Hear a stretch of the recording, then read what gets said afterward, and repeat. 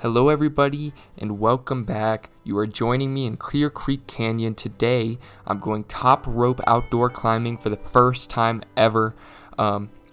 Last video I got really good results by telling y'all to subscribe in the beginning, so please subscribe, that'd be awesome. So the first thing we had to do was find which set of anchors we were going to belay off of. We ended up choosing this set on the right first, and then it's actually a very interesting process of how you set those anchors because they're actually several feet below the edge of the cliff. So you actually have to find a good spot to belay off of. So here what my friend Nathaniel is doing is finding a spot to belay off of so we can belay down to those anchors. As you can see, he found this crack which looks pretty good. He said the rack is a little sketchy, but it'll do. He's going to set two lead climbing style anchors or cams for redundancy. So he's got that one smaller one in there, and he's going to reach down to set a bigger one in there, and then he's just going to tie them together with this little strap that he's got and put a carabiner on it, and then he's going to tie into that carabiner. And the next shot that you're going to see is him belaying down to those anchors. So as you can see, he's belayed down to those anchors. He set with another different strap. Again, there's two anchors for redundancy. Either one of those is enough to carry your weight. He sets the rope through the carabiner that he just secured to those anchors, and now he's going to belay down the rest of the way to the ground where everyone else is waiting. Now what I did is go back up to where the anchors that he belayed off of initially, and I'm actually going to unhook the rope here from these carabiners. Just taking them one off at the time, and then I had to pull this rope up and coil it up on my hand. So I pulled up half of the rope, so there was half of the rope looped up in my hand and the other half of the rope was dangling down. Then I threw the half of the rope that I pulled up back down, so now we had one half of the rope on either side of that top rope anchor carabiner. And then I just went up and collected that gear, and then I hiked back down around.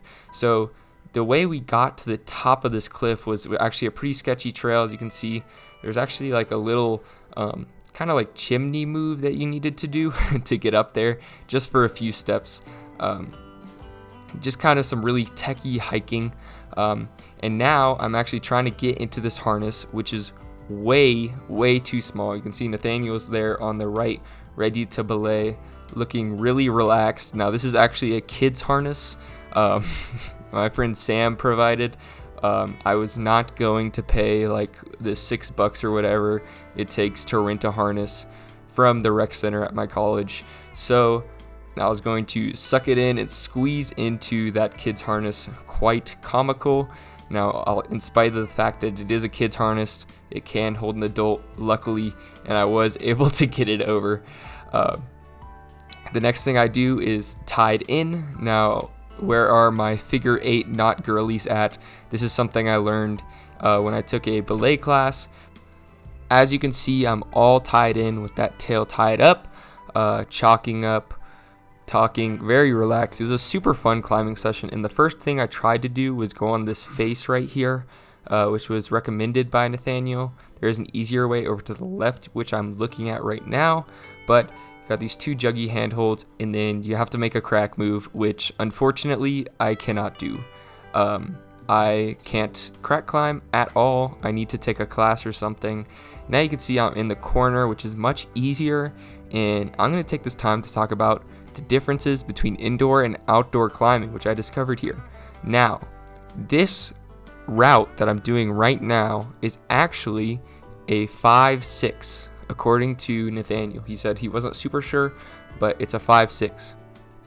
Now, in an indoor gym, the only other top roping I've ever done was I just flashed a 5-10. It was when I got trained on belaying.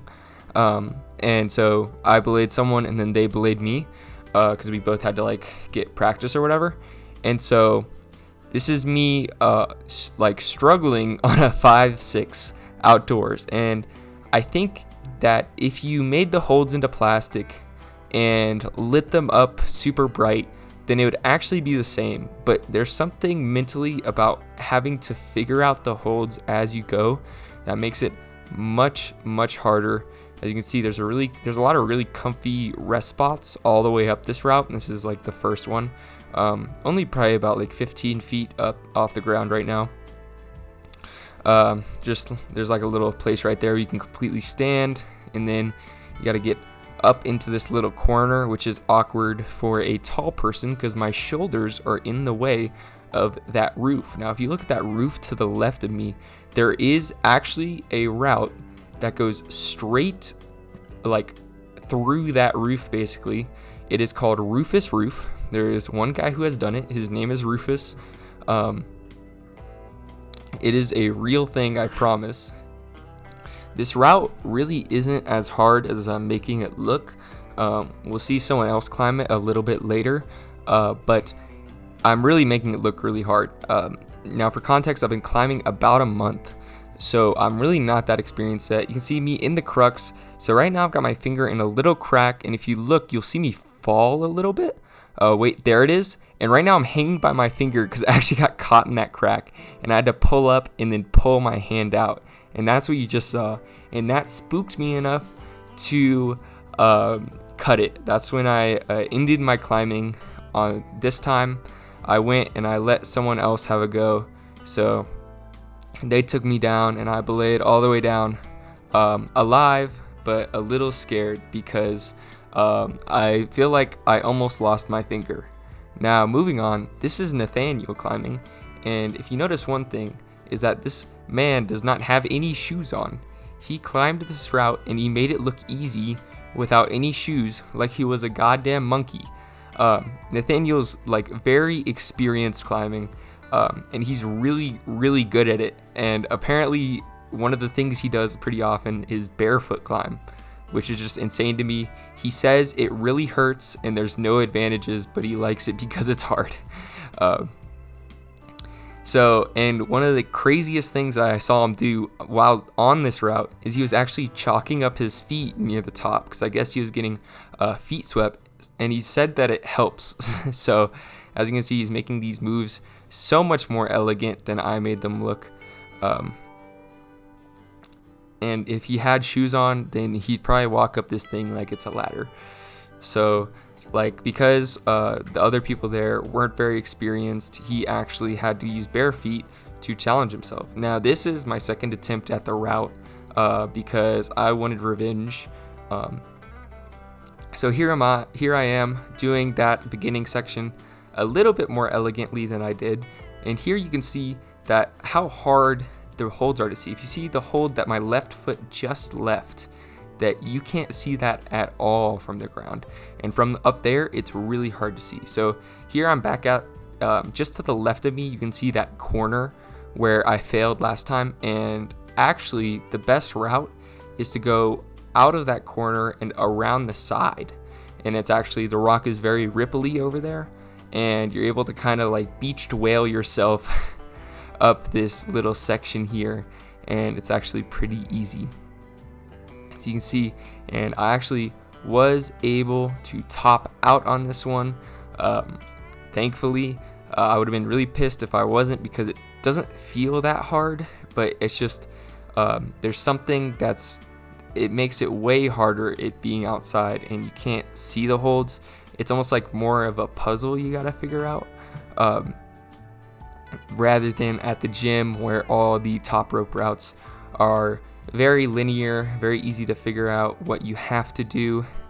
Here I am making that final mantle so elegantly, basically crawling up onto the last little section there and topping out, and then rappelling down.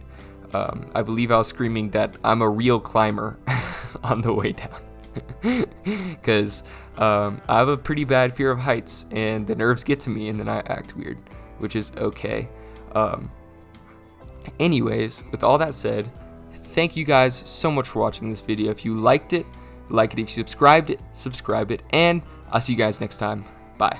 Oh, and it's on video. That's crazy. What? Fuck. No, I had it all. This film is gonna be like really shaky and kind of bad, I'm just trying but not to drive it too fast. maybe you can like edit it to be good. Whoa. So I can just let them drop. Whoa. Wait, let's slow down here.